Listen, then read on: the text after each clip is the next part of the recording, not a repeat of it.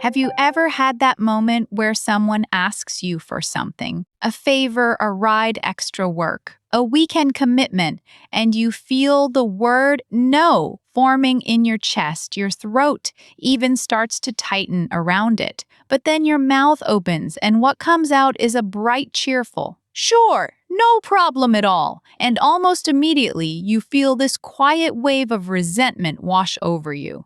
But it's too late. You've already agreed and now you're stuck. Huh. Dr. Ann, I need you to stop because I have done that probably 3 times just this week.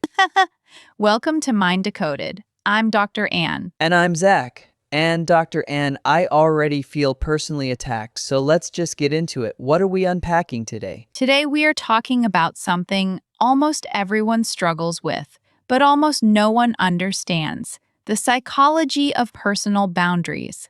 Specifically, why saying no to someone feels so incredibly difficult, even when we know we should. Okay, so before we get into the science, can I just describe what it feels like for me? Because I think I've always assumed this is just a character flaw. Like I'm too nice, or I'm a pushover, or I don't respect myself enough.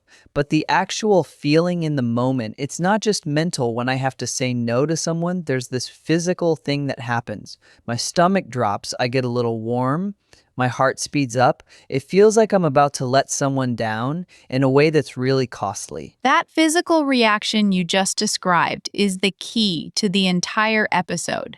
Because that feeling, the stomach drop, the warmth, the racing heart, that is not weakness. That is not a character flaw. That is your brain's threat detection system lighting up. Wait, my brain thinks saying no is a threat? Yes. Specifically, your brain interprets the potential social rejection or disappointment of the other person as a threat to your social safety.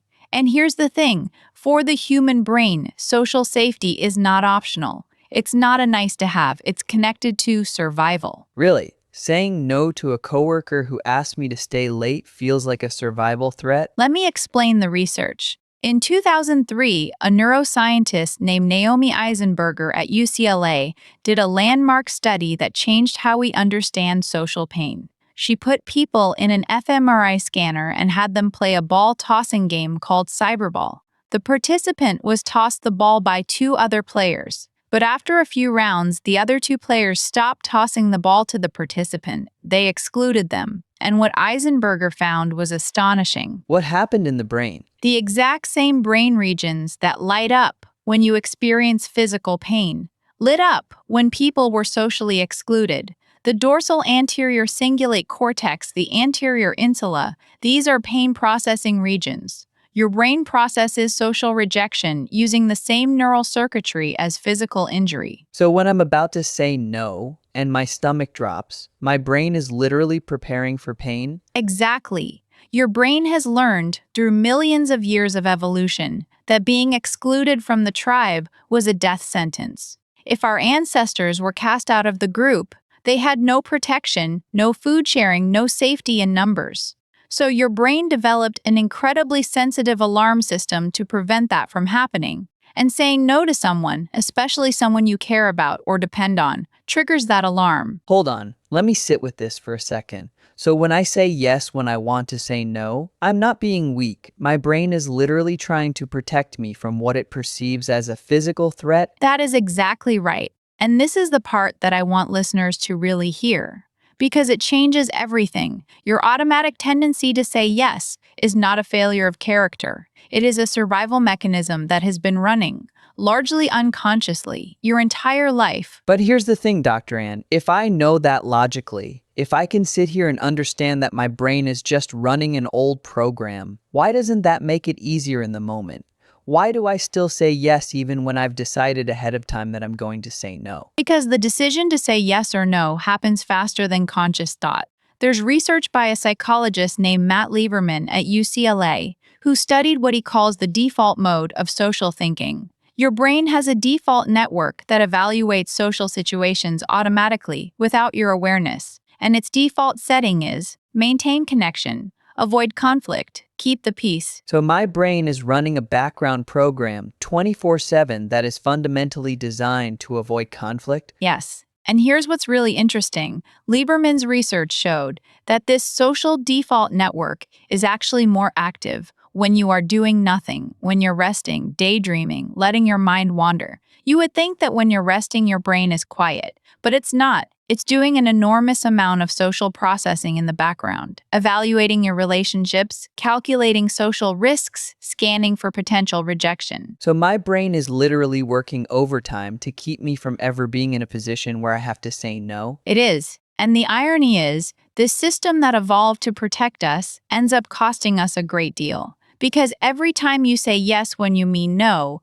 you are paying a price, and that price accumulates. What kind of price are we talking about? There is research on what's called emotional labor and boundary fatigue. When you consistently override your own preferences, your own energy levels, your own authentic responses, you build up something psychologists call resentment debt.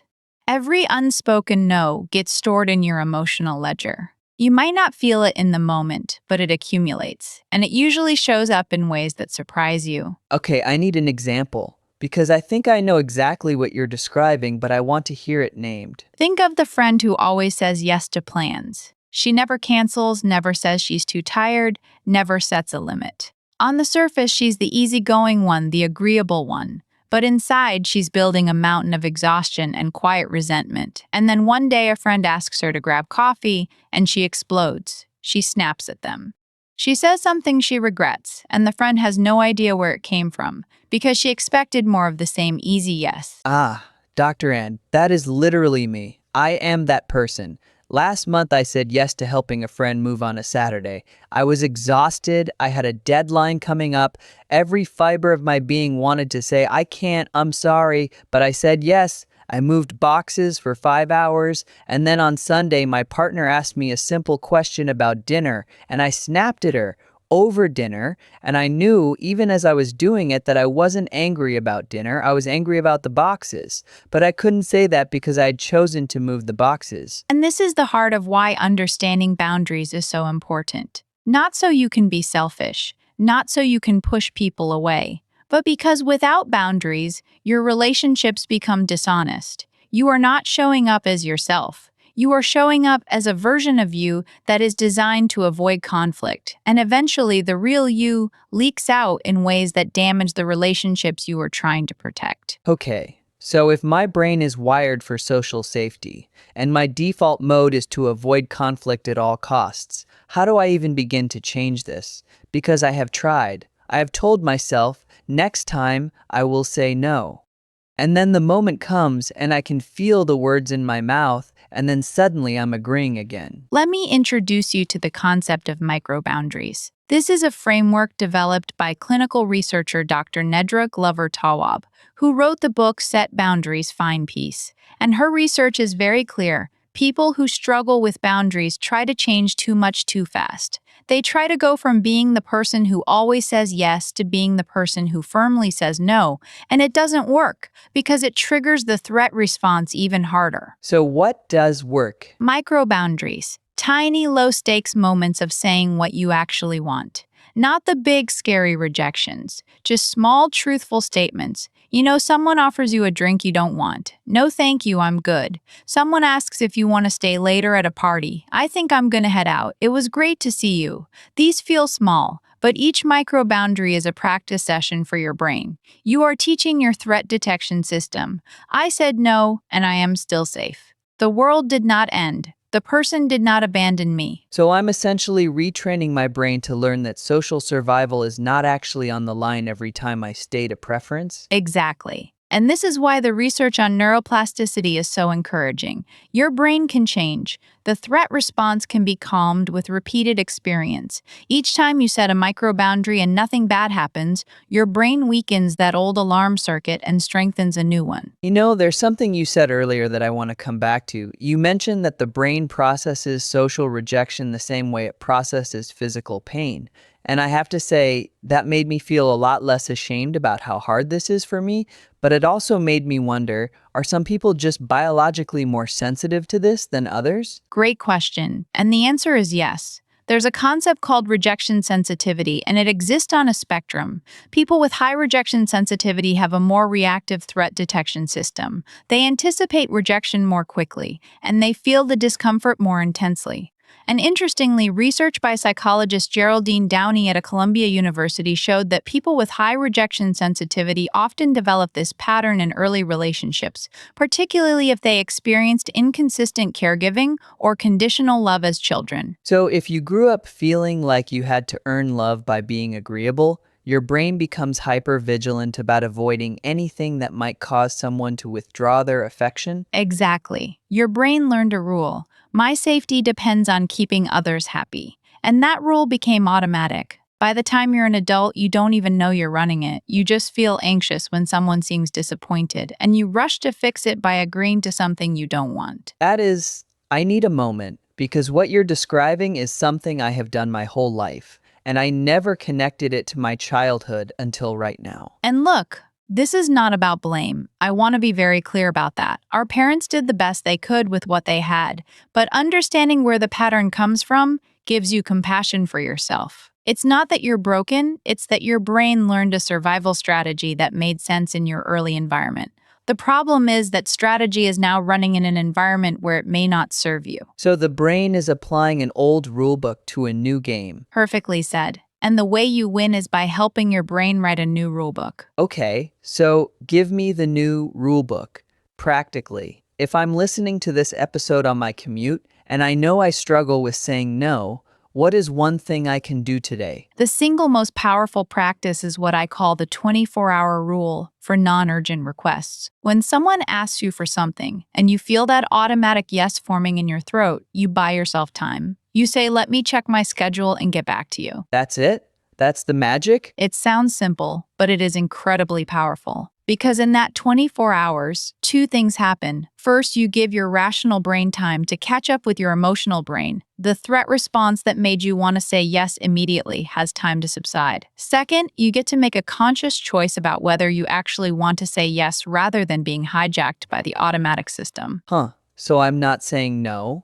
I'm just saying let me think about it. Exactly. And if you practice that for 2 weeks, you will start to notice something. You will notice how many things you say yes to that you genuinely do not want to do. And you will start to realize, I don't have to do most of these things. I am choosing to do them. And once you realize it's a choice, you can start making different choices. Okay, but here's the scary part. What if I say, let me think about it, and then I think about it, and I realize I don't want to do it, and I say no, and the person is disappointed? I mean, I can handle disappointment from a stranger, but what about someone I love? What about my mom? This is where it gets real, because the people who are closest to us are usually the ones who benefit most from our inability to say no. And when you start setting boundaries with them, they may not like it at first. They are used to the old you, the you who always said yes. So you're saying I'm going to disappoint my mom. That's the takeaway?